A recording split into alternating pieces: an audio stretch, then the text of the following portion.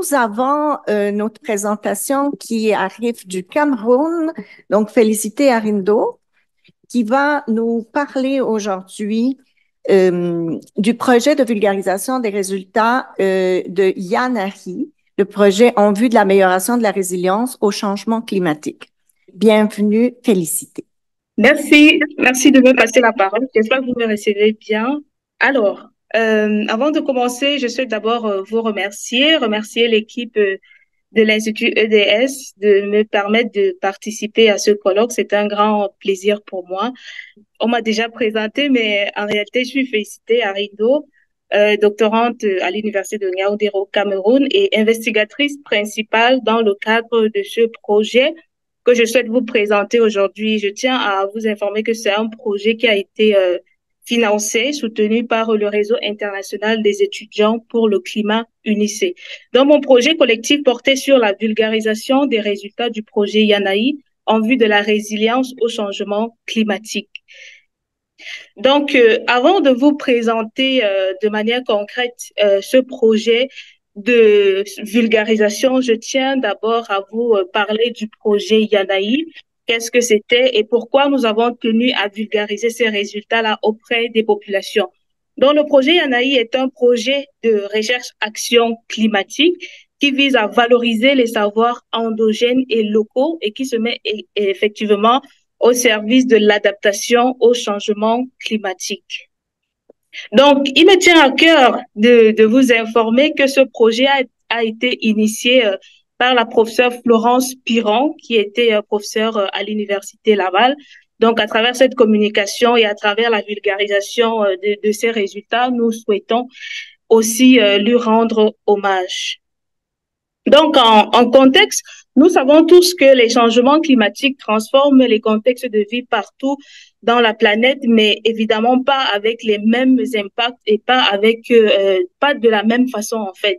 Cette carte nous présente concrètement les différences environnementales, les inégalités environnementales qui existent entre les pays du Sud et ceux du Nord. Nous remarquons évidemment que les pays d'Afrique sont les plus touchés et sont les plus vulnérables et se situent dans les zones à haut risque. D'un autre côté, nous remarquons aussi que le potentiel de contribution des communautés qui subissent le plus les conséquences de ces changements climatiques là reste à ce jour sous-exploité et rarement pris en compte dans les aspects scientifiques et dans le développement ou l'élaboration des politiques d'atténuation ou d'adaptation, ce qui ressort dans la problématique de la reconnaissance de ces savoirs endogènes et locaux au service de l'adaptation au changement climatique. Le projet Yanaï vient donc avec cette approche théorique de l'écologie sociale et aussi de la justice cognitive pour mettre en lumière, diffuser en libre accès et archiver de manière pérenne ces savoirs locaux et aussi les actions posées par les communautés d'Afrique francophone et d'Haïti qui ont été particulièrement frappées par les changements climatiques. Ici, j'ai tenu à vous présenter la structure d'un récit parce qu'en réalité, pendant le projet Yanaï, il était question pour nous de collecter les récits des différentes personnes qui ont été touchées à un moment donné de leur vie, je dirais, pendant un certain nombre d'années par ces changements climatiques. Justement, 8 pays ont été impliqués dans ce projet et nous avons discuté pendant les entretiens par rapport à un certain nombre de questions qui ont été détaillées selon les étapes que vous voyez. Donc, en première étape, nous avons discuté de leur vie, qui ils étaient dans la société, leur nom, leur âge et tout. Ensuite, nous avons également échangé sur leurs observations des changements climatiques, comment ils ont perçu les changements climatiques depuis leur naissance, qu'est-ce qui a changé. Et puis voilà, ensuite, il était question pour nous de parler de leurs conséquences, quelles sont les conséquences des changements climatiques dans leur vie, dans la vie de leurs enfants, dans la vie de la société, de leur communauté de manière générale. Et le point le plus important, je dirais, c'était de discuter avec eux sur les moyens de résistance, comment ils ont fait pour s'adapter, pour résilier face à ces changements climatiques-là, avec les moyens, le peu de moyens qu'ils ont à leur disposition.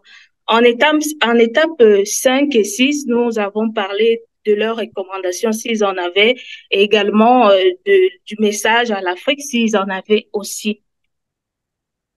Donc, à la fin de notre projet Yanaï, nous sommes sortis vraiment très fiers avec près de, je dirais plus de 478 récits récoltés dans différents environnements parce que justement, ce projet a eu lieu dans 8 pays d'Afrique francophone. Donc, différents environnements ont été ressortis pendant la collecte de ces données-là. Et tout ceci nous a donné droit à une grande diversité de mesures d'adaptation. Je tiens à vous préciser que là, je vais vous présenter juste quelques mesures que nous avons tenu à mettre en avant. Mais dans la base de données de notre projet, il y a toute une panoplie. Donc, pour ceux qui sont intéressés, vous pourriez toujours le consulter. Donc, là, nous avons par exemple comme mesure d'adaptation la transformation du poisson en produits salés, séchés et fermentés pour les périodes d'hivernage, en fait, pour les revendre en période d'hivernage. Nous avons également la mise sur pied de mouvements coopératifs locaux, justement, pour mettre les idées ensemble, pour travailler en équipe et peut-être pour améliorer leurs conditions.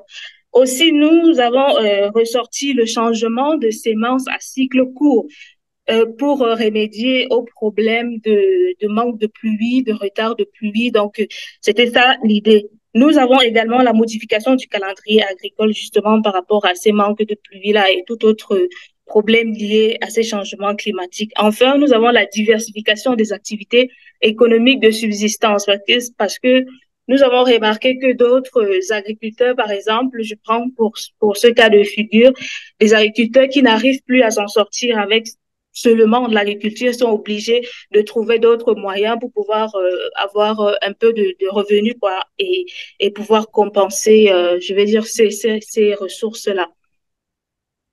Donc, les accomplissements de notre projet ont été, je dirais, une grande fierté pour nous. La première des choses a été d'abord de valoriser les savoirs endogènes. Ça, c'est notre plus grande fierté. Et je pense que ça a été la plus grande fierté également de professeur Florence Piron. Voilà, et nous avons donc reconnu l'étendue de la valeur scientifique de ces savoirs-là et nous avons mis sur pied la base de données EpiCollect que je parlais tantôt, qui est une base ouverte à tous et qui est en ligne, disponible. Nous avons également développé, participé, je dirais, au développement d'une approche collaborative et participative impliquant les acteurs locaux dans la coproduction des solutions d'adaptation au changement climatique.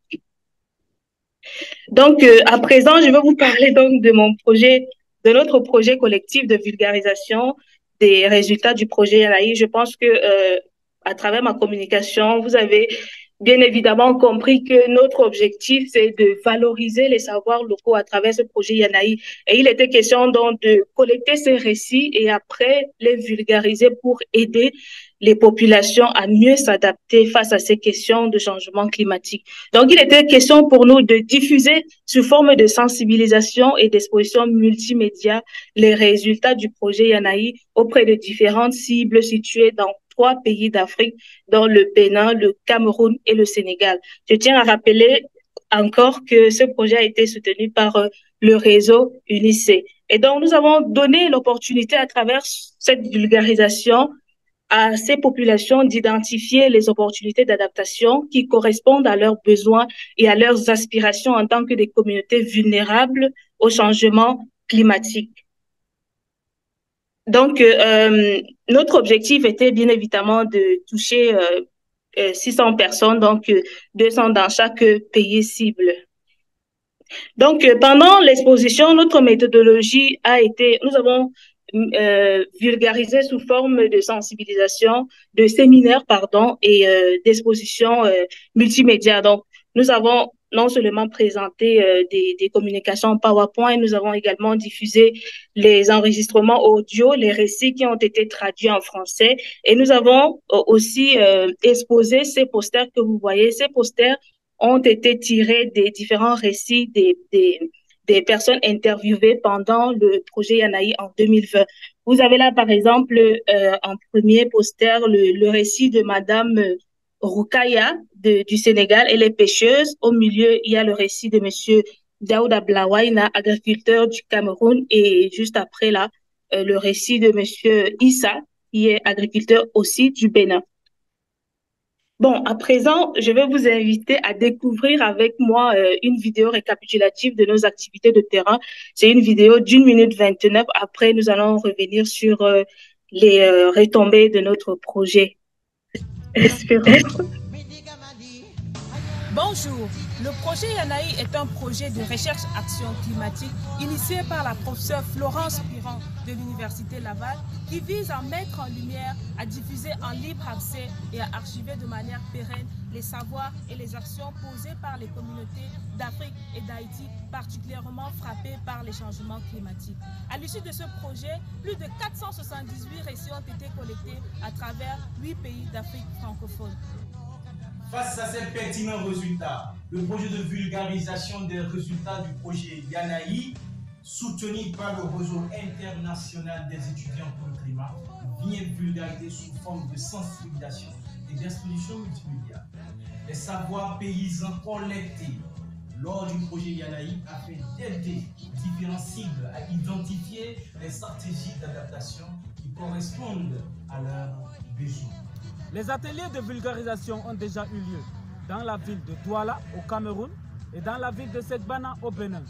Cette campagne de vulgarisation a rassemblé plus de 200 participants autour de la question climatique.